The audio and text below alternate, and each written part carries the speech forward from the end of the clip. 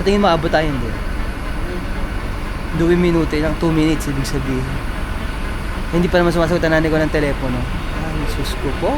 Late na kami, akala ko makakaalis kami ng maaga para mabisita si Daddy sa hospital. Pero dahil kay Mother, heto kami ngayon. Naghahabol kami ng tren. Aabot pa kaya kami sa visiting hours? Mukhang pornada yung punta namin sa Daddy for today's video. 8:30 na yung aming bus. Wala pang nanay ko. Usapan namin, 8:25 ha. 8:25 ba? Oo. Nakala ko 8:30. Hindi, 8:25. Kung malilate ang bus, okay. Sana late yung bus para abot. Kung hindi, nga tayo. Ang sunod na bus dito, 11 o'clock pa. Saan naman tayo maghihintay hanggang 11 o'clock? Nga. Dumating na yung bus. Ito na yung bus. Tinatanong ni Mark kung anong oras aalis. Ay aalis na to ng 5 minuto. Kaso parang late. Parang di tayo aabot. Sa tingin mo, abot tayo hindi? 2 minuto lang, 2 minutes ibig sabihin. Hindi pa naman sumasagot ang nanay ko ng telepono. Ay, sus ko po. Wala pa yung nanay ko. Kung hindi, 11 o'clock kami makakapunta doon. 11.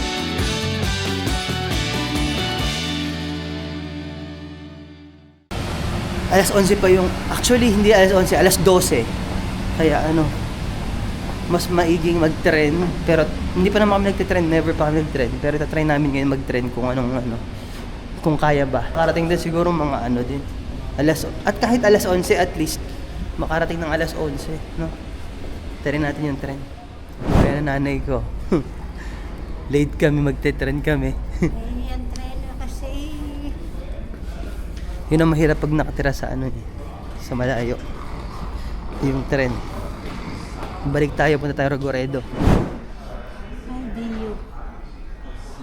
Sacrifice. Sa treno kami. 9:30 pa yung dating.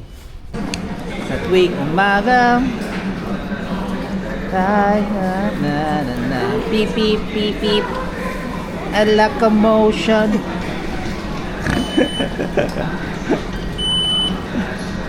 Bakit? Mash up. Diyan mo. Bali, late pa tayo. Mga pamangkin, disaster! Late na kami sa hospital visit kay Daddy. Dapat kanina pa kami nakaalis Pero alam nyo naman tong si Mother? Medyo hindi ko naiintindihan kung late ba ito nagising at late ko kumilos o late talaga yung tren na sinakyan nito. Imbis na mabilis yung biyahe namin ngayon, no choice. Diyos ko, magtre-tren kami ngayon, mas mahaba at mas patagal na biyahe. Heto ang real life dito sa Italia. Minsan, kahit planado ang lahat, may mga aberya talaga. Pero tuloy pa rin ang lakad para makita ang ating tatay. Samahan nyo kami mag-commute at silipin ang sitwasyon niya sa ospital. So, komodo sa tren, kaso nga lang, mas matagal yung biyahe. Pag-giro. Pero mas komodo to. Mami, wala ka man ng makeup, wala ka makakang binahasa. Hindi na ako nag-makeup. Dalas-dalas nga. Hindi. Diyos ko po. 7:30 sana ako bababa. Sabi ninyo, alas 8 kaya alas 8 ako bubaba. Menos 10. Ako pa si Nisi. Hindi, kasi sabi, ano ba oras ng alis ng autobus? 8:25. 8:25. Kung 5 minuto abot ako, hindi pa. Kaya kung dumating ng sakto yung tren, abot kayo. Pero hindi dumating. Kaya muna, andito na tayo. Adventure na naman. Nga. Okay, so andito na kami sa Lodi ngayon. First time ko dito sa Lodi. Hindi ako nakapagdala ng shades. Paano ba yan? Anyway, first time ko dito. Ang tagal ko na dito. Hindi pa ako nakarating dito sa probinsya ng Lodi na tinatawag. Medyo. Ayan ang Lodi, nakalagay. Lodi Station.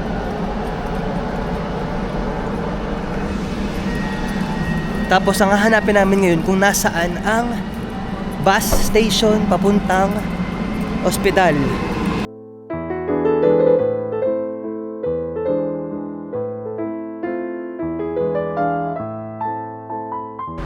Magbabar muna kami. Mag-almusal. Saturday naman. So magbar muna tayo.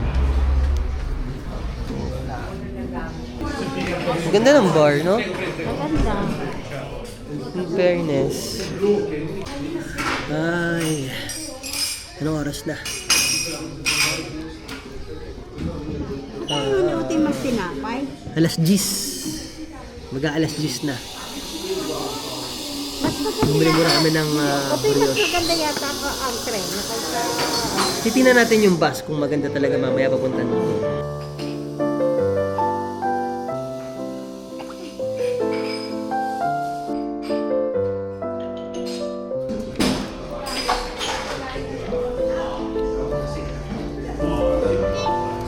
Yeah.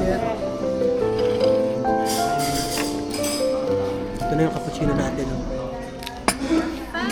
Grazie.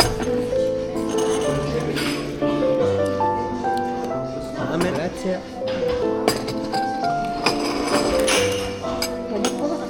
Ayan na. Ito naman, sasakay naman tayo ng bus kasi nakapag-breakfast na tayo. Ito na. Sinabihan ko pa si Jan. Andito na po ulit tayo sa bus.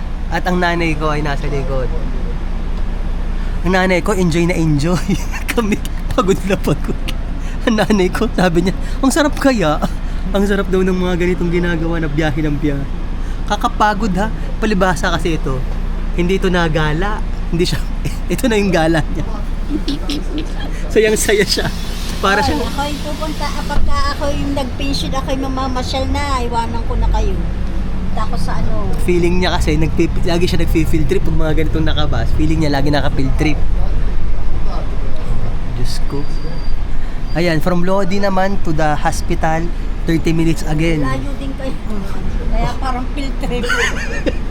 Para talagang field trip ito. Grabe. Ay, pero buti naman, meron kaming another means of Ako going. nasasama eh. Ngayon nasa Israel ngayon. Si Helen. Ay, sama kayo, ba't ayaw nyo sumama? Ay, dahil lang dati pa mamaya iniisip ko yung tatawag eh. O siya, Kaawa naman. magbiyahe muna kami.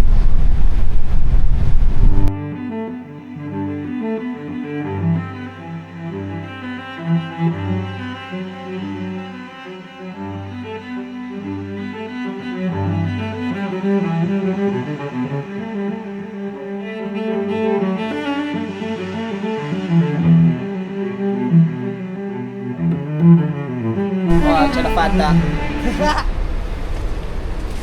Apo. Na-stranded pa kami, Diyos ko.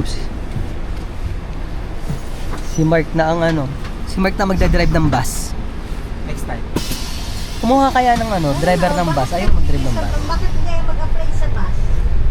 Kaya auto. Hindi po pwede. Bakit? Wala akong chitadina sa kailangan chitadina po. Tsaga. Pagka kayo tatawag yung mga... Yung? Ay, dandahan. Baka mainit oh. Mainit. Hindi, malamig na to eh. Malamig. Wala pa. Yeah.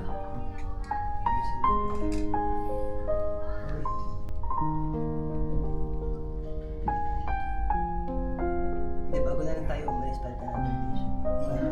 Tsaka yung...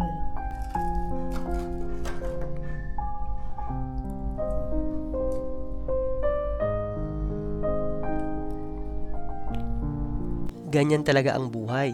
Minsan may mga aberya, minsan nadidelay, pero basta para sa pamilya, walang mahabang biyahe ang hindi natin kakayanin. Kaya ang payo ko sa inyo mga pamangkin, habang may pagkakataon, lagi maglaan ng oras para sa mga mahal nyo sa buhay.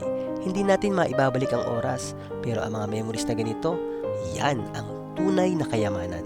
Maraming salamat sa pagsama sa amin sa biyaheng ito. Huwag niyong kalimutang isama sa inyong mga panalangin ang mabilis na pagaling ng tatay ko ha. Muli, ito ang inyong Tito PJ. Ingat kayo palagi mga pamangkin at see you sa susunod na vlog.